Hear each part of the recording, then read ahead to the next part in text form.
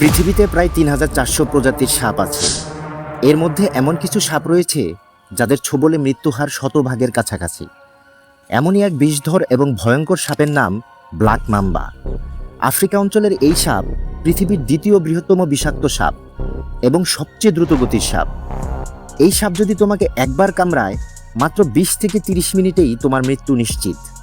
এটি লম্বায় ১৪ ফুট পর্যন্ত হতে পারে, আর এর গতি ঘন্টায় প্রায় ২০ কিলোমিটার, যা সাধারণ মানুষের দৌড়ের গতিকেও টপকে যেতে পারে। ব্ল্যাক মাম্বাকে বলা হয় কিস অফ ডেথ বা মৃত্যুর চুমু। আশেপাশে এর উপস্থিতি বোঝার আগেই এরা কামড় বসিয়ে দেয়। আর এজন্যই আফ্রিকায় সাপের কামড়ে প্রাণ হারানো হাজারো মানুষের মৃত্যুর পেছনে মূল কারণ এই সাপটি। সবচেয়ে ভয়ঙ্কর ব্যাপার কি জানো? একবার নয়, ব্ল্যাক মাম্বা একাধিকবার কামড়াতে পারে। কখনো কখনো এরা এক নাগারে ১২ থেকে ২০ বারও ছোবল দেয়। তবে মজার ব্যাপার হলো, এর নামের ভিতরে ব্ল্যাক বা কালো থাকলেও এরা দেখতে ধূসর বা হালকা বাদামি, কিন্তু এদের মুখের ভিতরটা কুচকুচে কালো, আর এই কারণেই এদের এমন নামকরণ।